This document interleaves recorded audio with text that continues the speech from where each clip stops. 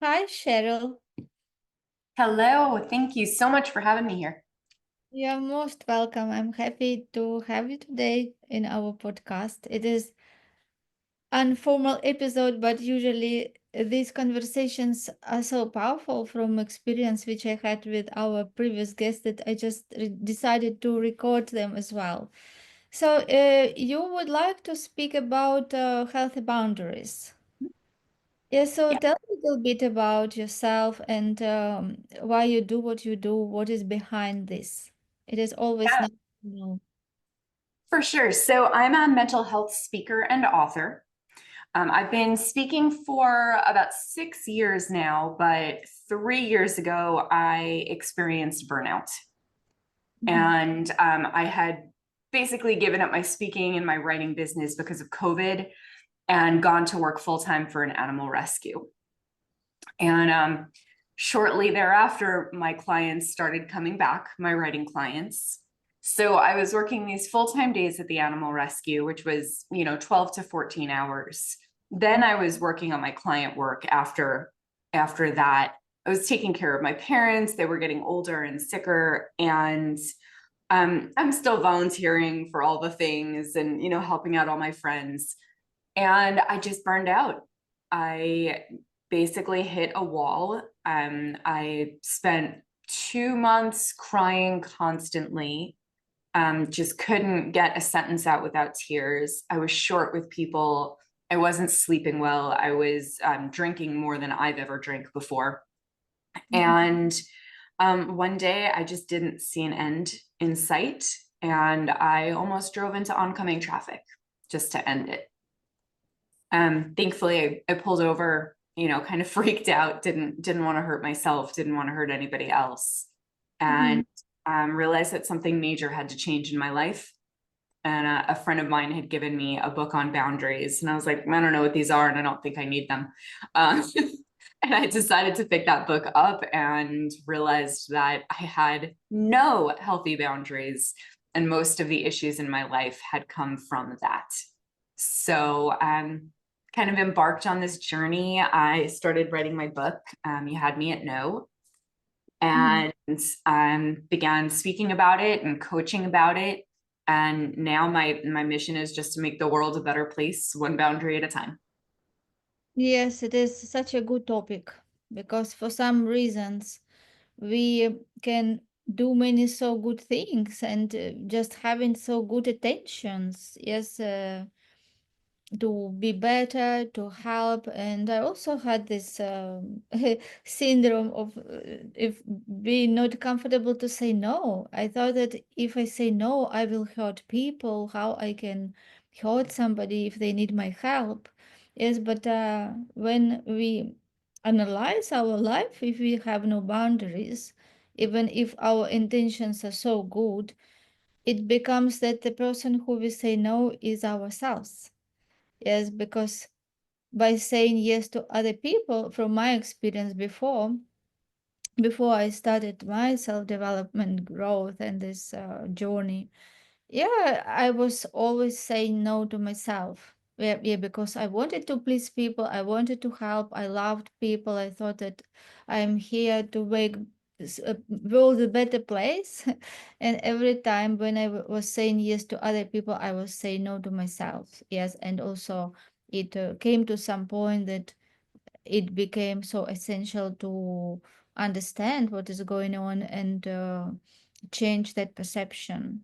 Yes, so it is really very important topic, especially for uh, driven business owners, entrepreneurs who have such a big goals, who understand that they are here for something big, yes, and they are driven to find that opportunities and to release their potential.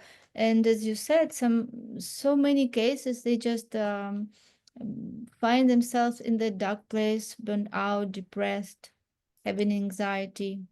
So tell a little bit about what you did, how you changed from saying yes to everybody and then to becoming the author of the book to show people how to say no. Well, I will say, look, it truly is a journey. And, I don't, I'm still working on it. It's a skill and a muscle that you kind of have to work every single day. And honestly, just this morning, I had an experience. I've really drawn a very hard boundary that I cannot get involved in animal rescue. I support them. I still donate a portion of my books and my speaking engagements goes to them. But I know that it's like one foot in the door and then suddenly I'm, enmeshed again and I'm doing too much and giving up my life. And I had an experience this morning. Someone was looking for somebody to do a media kit for a rescue on Facebook. And I had to really, really stop myself because I created a framework. I created this whole process around boundary setting. And the very first step of it is pausing, is not jumping at every single opportunity. And I put those in quotation marks, and really pausing and checking in with yourself. And I'm super proud. Like, I have to celebrate today because I did that. I paused, I worked through my framework, and I was like, okay, this is not right for me right now. Doesn't mean it never will be, but it's not right for me right now. So I would say the whole experience has been a journey. The whole experience has been a process. I started out small. I started out with the people that weren't super close to me, that there was really no major fallout. If anything happened, if I set a boundary and it blew up or I did it wrong or whatever, there was really no fallout because they were relative strangers. And when I say that, I mean getting a massage and telling the massage therapist that they're using too much pressure. And we don't see this as necessarily a boundary, but when we have problems speaking up for ourselves, that's one of those areas that we're like, oh, we don't want to make it weird. We don't want to make the other person feel bad. We don't, so we accept the discomfort, whether it's physical or, mental or emotional. We accept it rather than it like let someone else be uncomfortable. So I started out with those small steps, doing that with people that, again, there's no fallout. And then I kind of worked my way up. Then it was with friends, then it was with family, and then finally, the coup de grace of all boundary setting is with our moms. So, I set a boundary with my mom, and it went well. And each of these, like, as I learned from them, like, did it go okay? Could something have been better? Could I have communicated it better? As I did that, I got stronger with each step, and helped people along the way. So really, I mean, the process has just been start small, get stronger when you work on the bigger issues. And man, my life has changed. My life has changed completely. So it's amazing what happens when you speak up for yourself. Yes, this is so important topic that we're discussing today because as you said, some people feel that they cannot be themselves, they cannot express themselves without hurting other people. They think that if they express themselves, it will hurt somebody, and this is not always the case. For example, as you said, in that situation with the massagist, it is even better for her if you tell her, don't put much pressure. For her, it will be even saving her energy, right? So it is nothing bad. But from someone perspective, like for you that time, you will connect in expressing yourself with hurting her. So, and it is also so important to really learn to hear yourself. Yes, and be brave to express yourself how you are. And if you don't like something, you have to express this in a nice way, polite way, without hurting somebody. But it is important to express that, because what is happening if we suppress all these thoughts, emotions, and as you said in your situation, even in massage, that you think, why somebody, for example, if listen to this story, for them it will be weird. Like, you feel pressure, why you don't say? Like, somebody else in that situation would just immediately tell, or Mhm. don't press, and they will not even connect it with hurting other people. But in your mind it was like that, right? So it shows like how we can be, like, have those uh, conditions, like conditioned thoughts and feelings and behavior which even harmful for ourselves. It is like being in the prison and thinking, oh, I have to keep, I cannot hurt somebody, but then you hurt yourself. So it is so important to really listen to yourself and start listening to that voice, yes, which are our intuition, to really listen ourselves and start accepting ourselves as we are, and stopping compressing, yes, those feelings in order to show different, right? Like to protect our outside relations by impressing those feelings, because those feelings, when they are impressed, it just take place out as depression, as diseases. And this is why people get sick, because they can impress those feelings, yes, or not expressed feelings for so long that it comes out as disease. And Yeah. this is what exactly happened with you. Yes, when you burnt out and you said that you had that experience, that you were crying for 2 months, it means that you had been suppressing your emotions for so long, that then when this cap got full, it just poured out everything within those 2 months, and it was just coming out of you and you couldn't stop it. Yeah. Yes. Yeah, there's this great term called emotional leakage. Mm. And it happens when we try to squash something down. We tell ourselves, oh, that's not bothering me. Oh, I can handle that. I can't say anything to anybody. And we try and like squash down those emotions and those feelings, and they come out whether we like it or not. Either it's a snide remark or a sarcastic comment, or it's eye rolling, or a dirty look or something like that, but it's coming out. So you might as well stop it at the beginning and figure out how to express that in a healthy way. Yes, exactly. Nothing is destroyed, nothing is created. Everything is there, everything is energy. And we should be so aware of those processes which happen to us. If we are hurt, we have to say about this. Yes, we just have to discuss this. Even somebody say us and we don't agree, we always have to know that we have ability to accept and reject. So if somebody's opinion, what they say about us or something hurts us, it is our ability to reject and say, no, this is interesting, this is, I respect your opinion, Mhm. but I think different, it doesn't relate to me, I'm like this.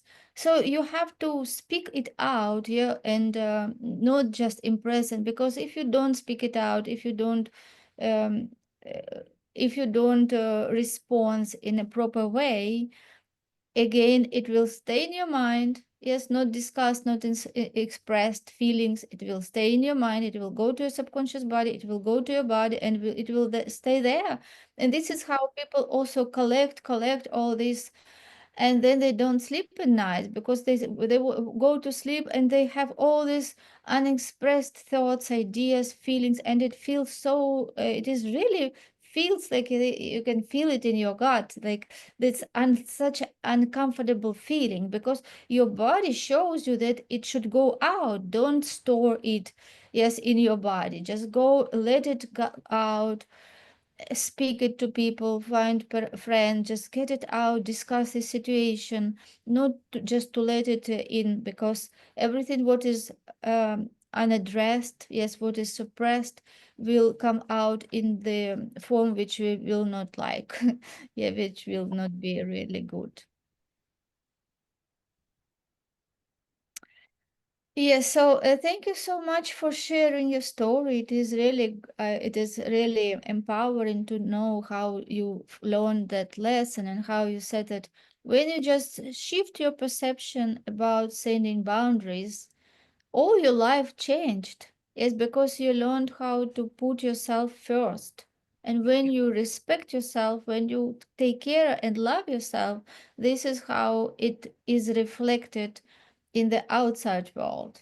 So I'm sure that other people started looking you different, relations change. So tell a little bit about this, what you see that really changed in your life after you set the boundaries. Yeah. So, there were a couple of different reactions.